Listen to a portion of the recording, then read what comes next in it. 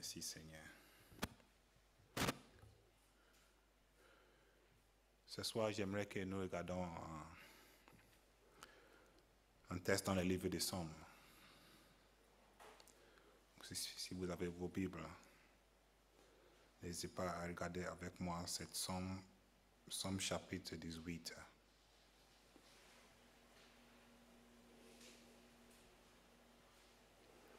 Psaume 18.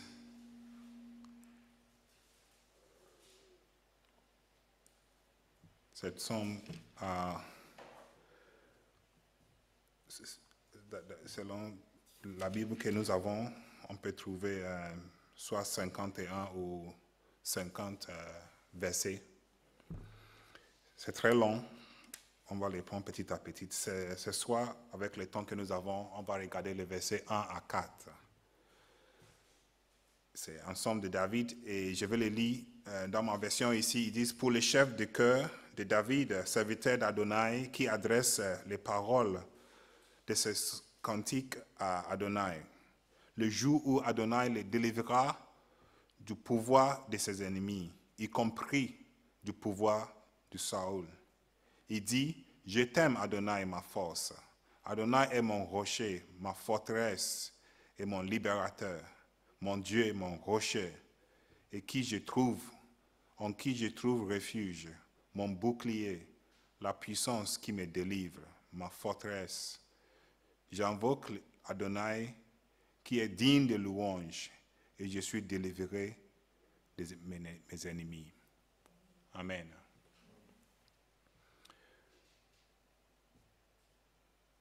Ce son, c'est un son qui David écrit comme une action de grâce pour la délivrance de Dieu. David a mis ce temps à côté et il voulait donner grâce à Dieu pour tout ce que Dieu a fait dans sa vie. Et on va voir plus tard, dans les jours à venir, quand on va continuer à étudier, on va voir comment il va décrire comment Dieu l'a sauvé. Dieu l'a sauvé. Ces langues portent un long titre, bien que le titre semble se référence à une seule occasion, parce que ici, c'est dit dans le premier verset, il dit « Lorsqu'il est eu délivré de la main de tous ses ennemis ». Mais avant ça, il a dit de David qui adresse à l'Éternel les paroles de ce cantique lorsque l'Éternel lui a eu délivré. Amen. Mais il a eu délivré aussi de tous ses ennemis. Moi, quand j'ai lu cette première partie, je me pensais que peut-être David était toute vieille, dans sa vieillesse, peut-être il a pensé à toute sa vie avant et il a écrit tout ça. Mais on voit que tout de suite, il met à côté de tous ses ennemis et de la main de Saül. Donc, on peut aussi se dire que ce n'est pas trop loin le temps qu'il était devenu roi d'Israël. Peut-être les jours même qu'il était couronné comme roi, peut-être il a pu donner cette action de grâce, cette louange à Dieu pour tout ce que Dieu a fait pour lui. Et on va voir pourquoi on dit ça. Pour arriver à louer Dieu, parfois il faut regarder derrière et voir ce que Dieu a fait pour nous. Je pense que c'est ce qui a motivé David d'écrire cette psaume devant nous ce soir. David a regardé derrière et il a écrit cette psaume parce qu'il a pensé à son arrière, sa vie avant. Imagine que David, qui était roi, a pris des années avant d'être couronné comme roi, n'est-ce pas? Et ces années-ci, c'était une année de formation ou de préparation, ce sera bien. Mais c'était des années très, très difficiles. Et je pense que ça reflète un peu notre vie autant que chrétien aussi. Autant que quelqu'un que Jésus a racheté avec son sang. Et Jésus a promis que vous allez voir de bonnes vies avant. Vous allez régner avec moi. Vous arrivez au paradis avec moi. Et puis, regarde le temps qui coule entre la promesse et la venue de Jésus. Amen. C'est un peu ce que David a vu. Il était oint comme roi, mais il a pris beaucoup de temps. Dans ces psaumes, David loue Dieu pour tout ce qu'il a fait pour lui. Avant de regarder la louange de David, j'aimerais que nous pensions un peu de la vie de David. Et j'ai souligné certaines choses ici. Déjà, David, comme lui-même il a dit, il a été sauvé de la bouche des bêtes sauvages, autant que petit enfant berger, n'est-ce pas? Il était choisi comme roi d'Israël autant que les derniers de sa famille. Ça, c'est quelque chose qui peut nous commencer à louer le Seigneur pour. Dieu se glorifie à travers de lui pour vaincre Goliath. Toutes ces choses, David pouvait regarder. Si on regarde un peu la vie de David, il est devenu un soldat guerrier par la grâce de Dieu. Il était assez fort que, dans la Bible, on lit que les femmes chantaient que Saoul a tué son 1000, mais David a tué son 10 000. Amen. Sauvé de la lance de Saoul. Vous vous souvenez, c'était temps de la vie de David que la Bible dit au moins 2 fois, Saoul a voulu le clouer au mur avec son lance. Mais 2 fois, il était sauvé. Sauvé de la main de Saoul et tous ses comploteurs. Vous savez, à l'époque, ce n'est pas seulement le roi qui voulait tuer Saoul, mais il avait tous ceux qui étaient avec lui, ses supporters, ceux qui voulaient que Saoul reste comme roi. À chaque fois qu'ils voient David quelque part, même si David se cache, les gens le voient et ils viennent dire au roi, David, il est dans cette ville, dans cette région, va le chercher. Donc ce n'était pas seulement Saoul, mais il y avait beaucoup qui voulaient la vie de David. Ce n'est pas facile de vivre longtemps si quelqu'un cherche ta vie comme ça. Donc on peut dire oui, David a raison de louer le Seigneur. Mais ce n'est pas fini. Sauvé après de nombreuses années de se cacher de Saül, il a vécu beaucoup d'années dans le désert. Dieu donne la royauté d'Israël à sa famille pour toujours.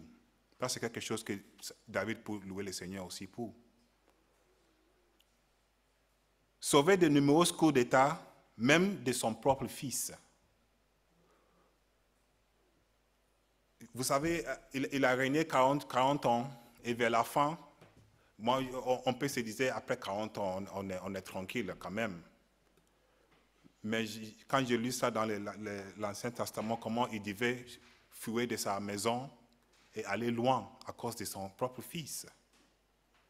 Ce n'est pas facile de vivre une vie comme ça. Après 40 ans, je dis, mais il est déjà vieil, le monsieur. Mais Dieu l'a sauvé encore. Et encore et encore. Amen. Quand il a désobéi Dieu et il a compté le peuple d'Israël, vous savez cette histoire, quand David voulait savoir combien de gens il peut avoir dans son armée. Mais Dieu avait dit, ne compte pas les gens d'Israël. Parce que quand tu les comptes et tout ça, combien de soldats tu as, tu vas avoir l'orgueil. Tu vas pouvoir penser que je peux le faire par ma force. Donc Dieu a interdit que les Israéliens soient comptés. Mais David, il l'a fait quand même. Et vous savez ce qui s'est passé? Quand David a fait ça, Dieu était en colère contre lui. Mais Dieu n'a pas touché David. Qu'est-ce qu'il a fait? Il a commencé à punir les enfants d'Israël. Jusqu'à un jour, David se présente sur les montagnes, il a dit, prends-moi même, tuez-moi, parce que c'est moi qui l'ai fait, ce n'est pas ces gens. Amen. Et dernièrement, les choses qu'on ne peut pas jamais oublier, c'est le péché de David avec Bathsheba, n'est-ce pas? On ne peut pas oublier ça. Mais avec toutes ces choses qu'on a citées, si David est toujours vivant, mais je pense qu'il a raison pour louer le Seigneur. Et pour mettre un jour à côté pour dire c'est un jour de grâce. Action de grâce pour Dieu. Amen. Mais maintenant, on peut se poser la question aussi.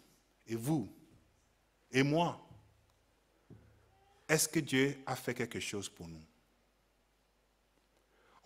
Si on regarde notre vie d'aujourd'hui, Peut-être on peut dire, non Fred, moi Dieu n'a rien fait pour moi, surtout aujourd'hui.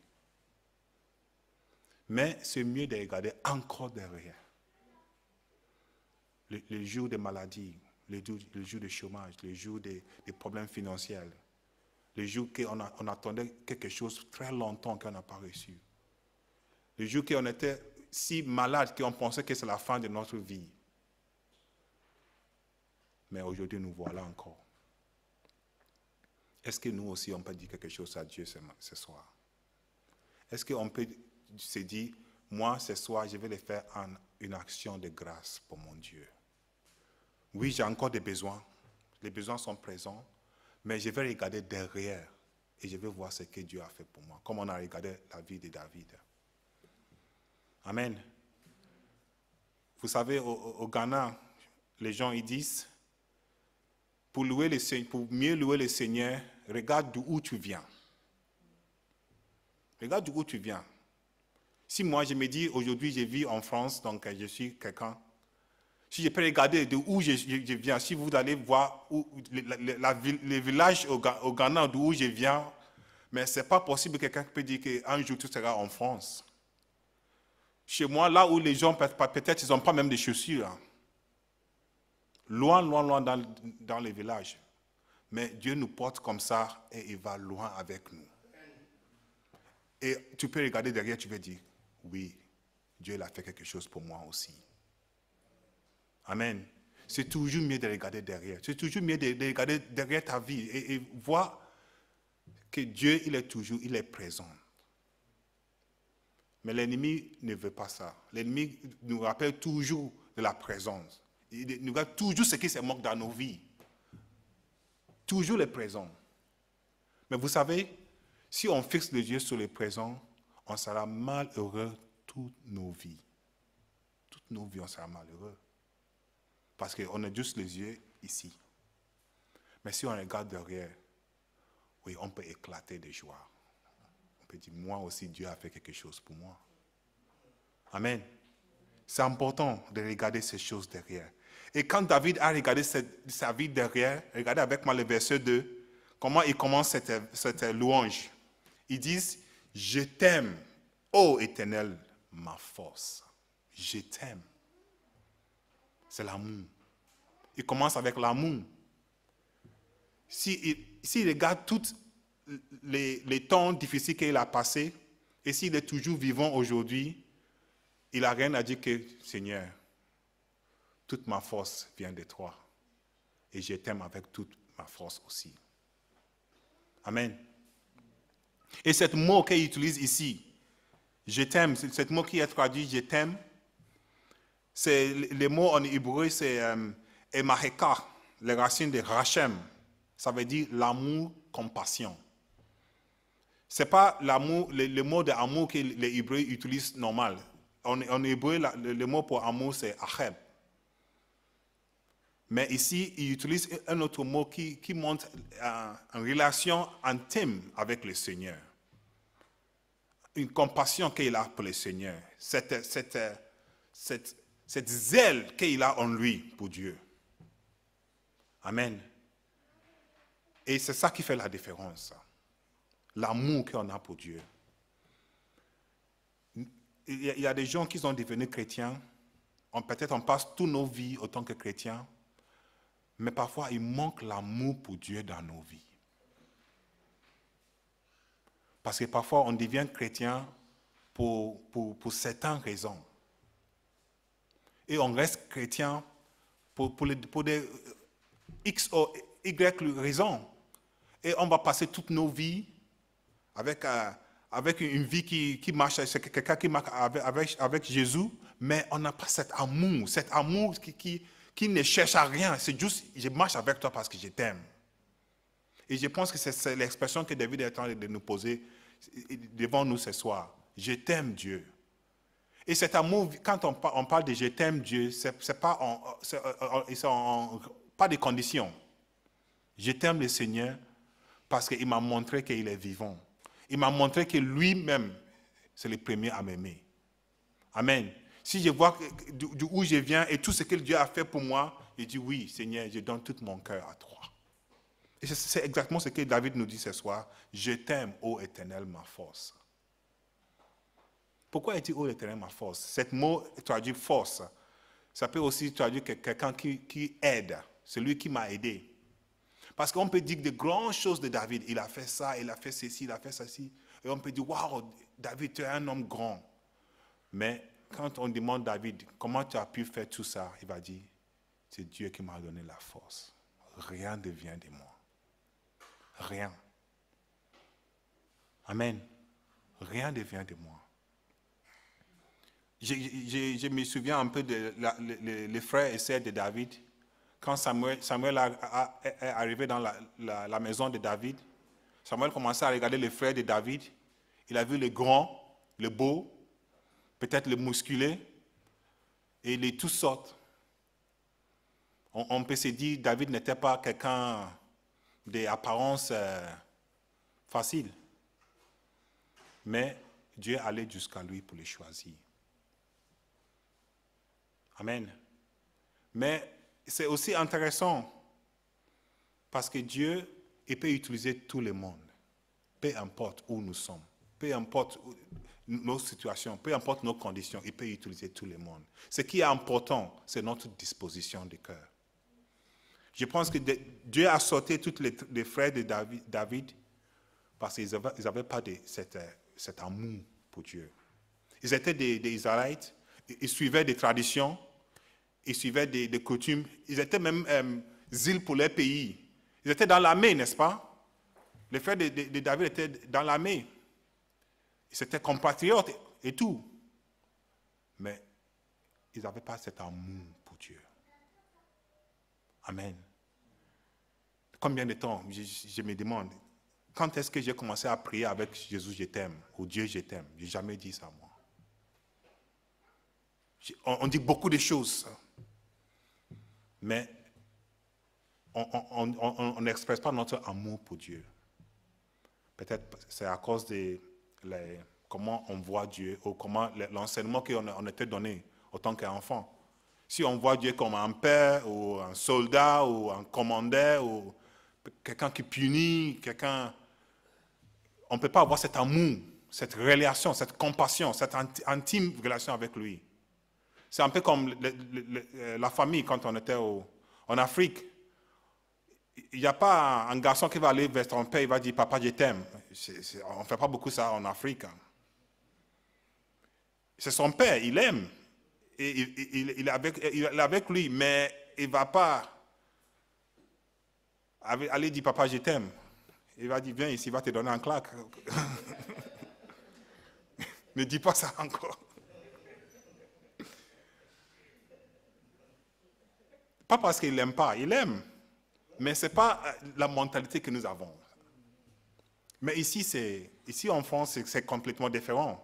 On voit comment les gens expressent leur amour. Et c'est important d'avoir cet amour en nous. C'est important d'avoir cette relation avec Dieu, une relation d'amour. Parce que quand on aime quelqu'un, c'est facile de marcher avec lui. Quand on aime Dieu, c'est facile d'obéir Dieu, n'est-ce pas? Quand on aime Dieu, c'est facile de chercher Dieu.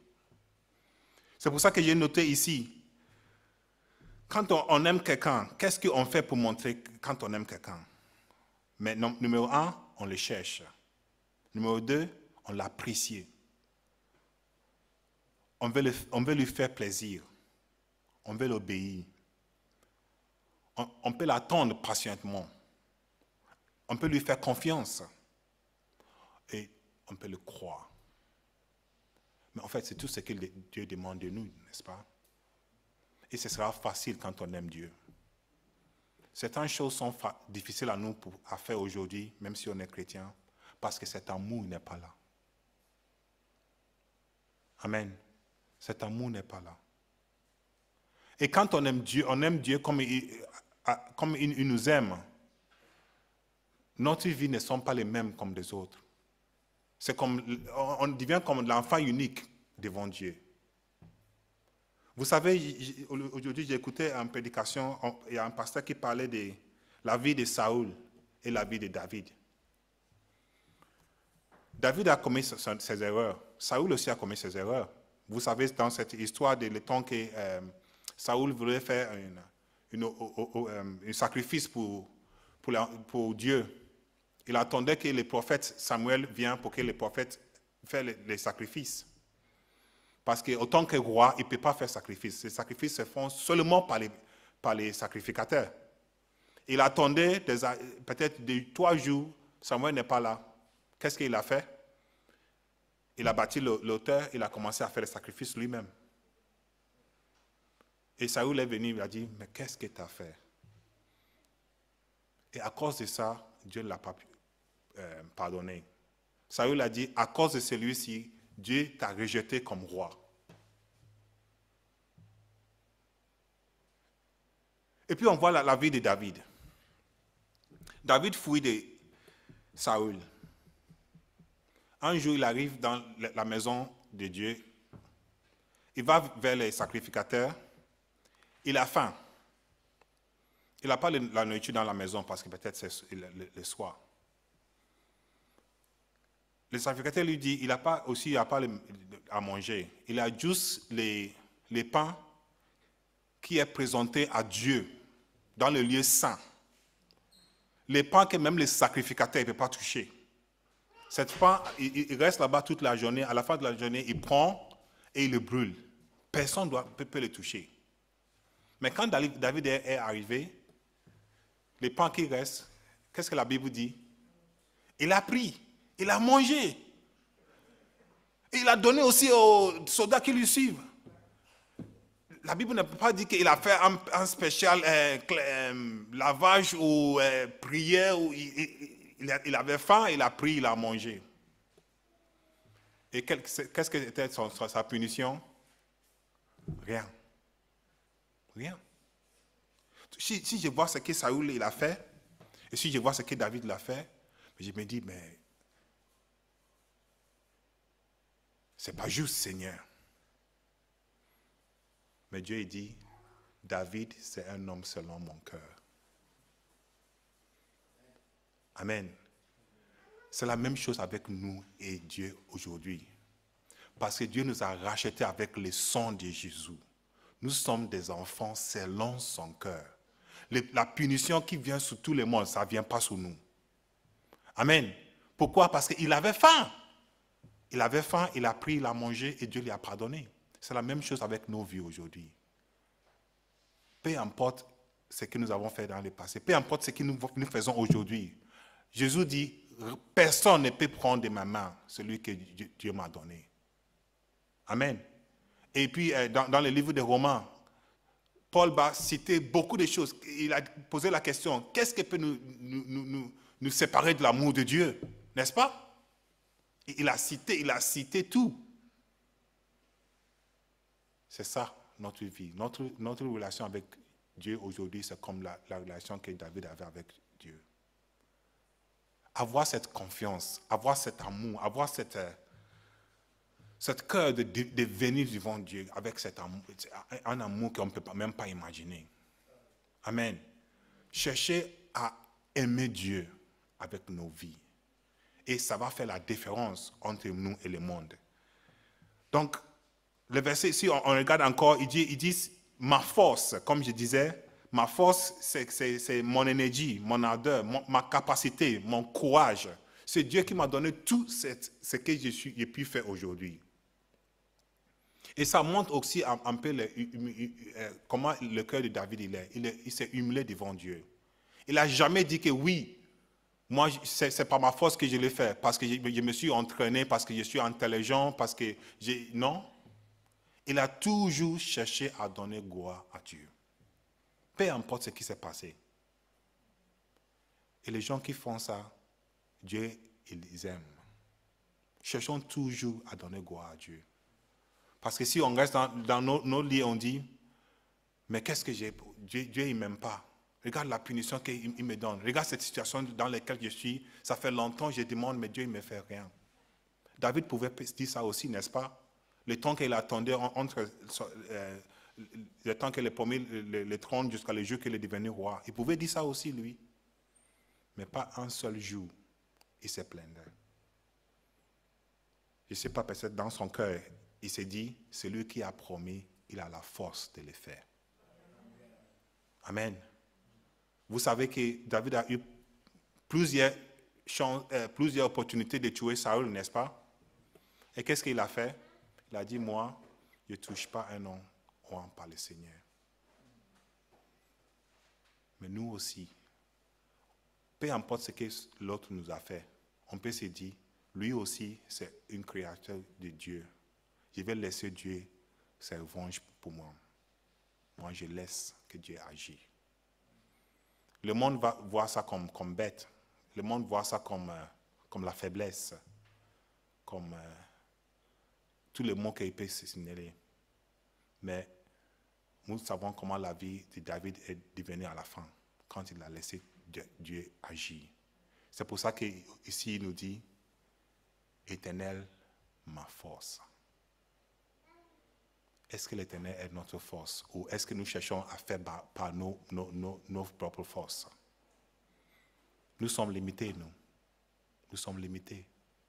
Mais si Dieu est ton force, si Dieu est ta force, même les montagnes se déplacera devant toi.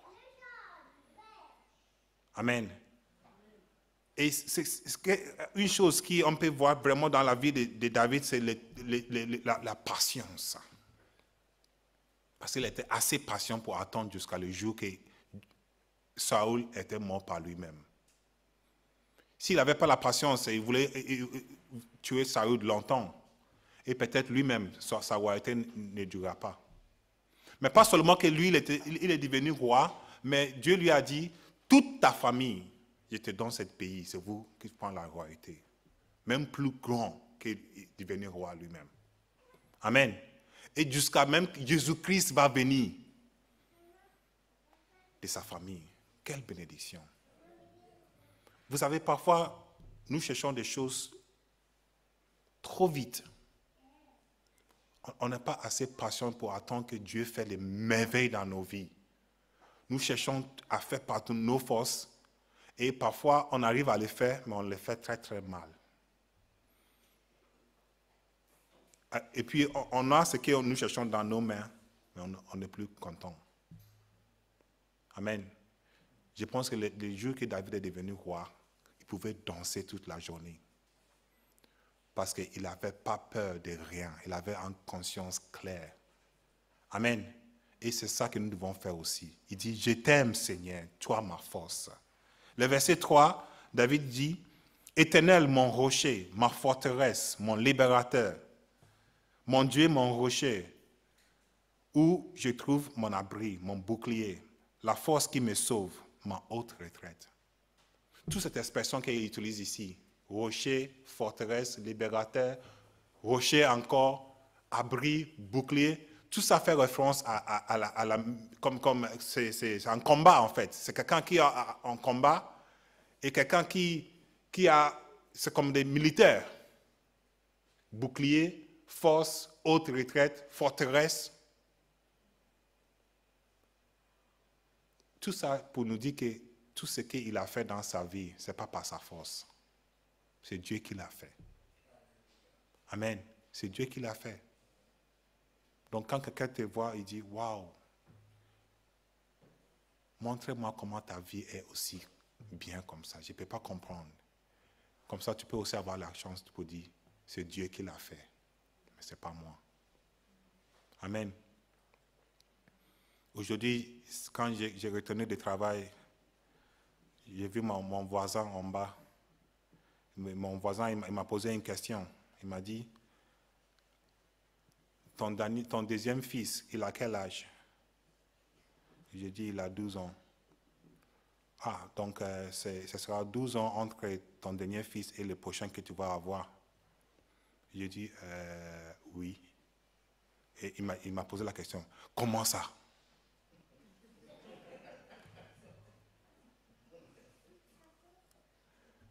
Et j'ai dit, mais c'est Dieu qui l'a fait. Il dit, ah ouais? Il dit, oui. Comment ça, c'est Dieu qui l'a fait? Il dit, parce qu'on n'a pas cherché. On n'a pas cherché. C'est Dieu qui l'a donné. Ah, vrai, c'est vrai, oui. J'ai dit, oui, c'est vrai. C'est vrai, je ne vais pas faire des histoires, je ne peux pas expliquer, je ne peux pas l'expliquer. Il faut juste dire la vérité. C'est Dieu qui l'a fait. Gloire à son nom. Amen. Cherchons à donner gloire à Dieu. Même si David était un guerrier, même si David a fait, même si les femmes chantaient que David a tué 10 000, David se présente et dit, c'est Dieu mon bouclier. C'est lui ma forteresse. C'est lui seul. David a pu faire de la guerre partout, mais à chaque fois, il revient à la maison. Amen. Les temps sont arrivés, il voulait même aller avec eux, mais les soldats ont dit non, David, reste à la maison. Il était toujours prêt parce qu'il avait cette confiance en Dieu. Même aux dernières minutes, il avait toujours confiance en Dieu. Et c'est ce que je vous encourage ce soir. Peu importe l'ère, faisons confiance à Dieu. Faisons confiance à Dieu. Et notre bénédiction, ce ne sera pas seulement pour aujourd'hui, mais ce sera pour l'éternité, comme Jésus même a promis. Amen. Amen. C'est vrai que l'ennemi aura toujours le sujet de nous poser des questions. Regarde ça, comment ça, comment ça. Faisons confiance à Dieu, dit, c'est Dieu ma forteresse. Ce que je cherche, c'est Dieu seul qui peut me donner. Donc je vais l'attendre. Je vais l'attendre. Même si ça va bien ou ça va mal, comme David, je resterai toujours confiance à Dieu. Ceux qui se glorifiaient dans le Seigneur voudraient parler dignement de lui. Et parce qu'il n'y a pas un seul objet dans la nature qui puisse les protéger complètement. Il n'y a rien qui peut nous protéger, seulement Dieu seul. Et la vie de David montre clairement que la protection vient de Dieu. Il a passé des années dans le désert. Il avait tous les pays d'Israël qui les cherchaient, mais il a survécu. Amen. On peut passer des années dans la maladie. On peut dire que c'est la fin pour nous. Mais c'est Dieu qui a toujours le dernier mot. Faisons confiance à Dieu. Fixez les yeux sur lui seul. La prière apporte le salut. La prière doit cependant être mêlée à la louange. La prière et la louange constituent la souffle de la vie chrétienne. C'est très important de prier. Mais il faut chercher à louer Dieu pour ce qu'il a fait pour nous d'abord. Amen. Amen. C'est comme un enfant que nous aimons. Quand l'enfant rentre à la maison, la première chose qu'il court vers toi, il dit, papa, je veux ça, je veux ça, je veux ça, je veux ça. Mais, tu ne m'as même pas dit bonjour. Je pense que Dieu aussi, c'est un père qui veut entendre la louange de ses enfants. Et David, de toutes les psaumes qu'on peut lire, c'est que la louange. Que la louange à Dieu. Et ce n'est pas parce que sa vie était toujours bien, non. Mais il savait le Dieu qu'il louait.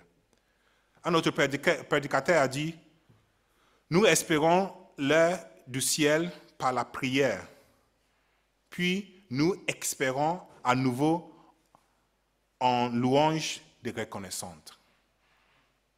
On respire la prière et nous expire en louange. C'est ça la vie chrétienne. David dit, il est sa force incomparable, inébranlable. Il est ici prêt, comme il dit dans le verset 4, je m'écrie, loué soit l'Éternel et je suis délivré de mes ennemis. C'est intéressant. Je m'écris, loué soit l'Éternel et je suis délivré. Je ne m'ai pas écrit, j'ai banni le diable ou je brûle le diable ou je marche sur la tête du diable. Non, il a dit, je m'écris, loué soit l'Éternel. Loué soit l'Éternel. Et combien de fois on voit cette chose dans la Bible? Je vais terminer avec ça. Combien de fois on voit cette louange qui délivre les enfants d'Israël? Combien de fois Dieu a dit, au lieu d'aller se battre, louons mon nom seulement. N'est-ce pas? Quand ils sont arrivés à Jéricho, qu'est-ce qui s'est passé? Dieu a dit, vous n'allez pas combattre. Vous allez faire comment? Louer mon nom. Faire de tout.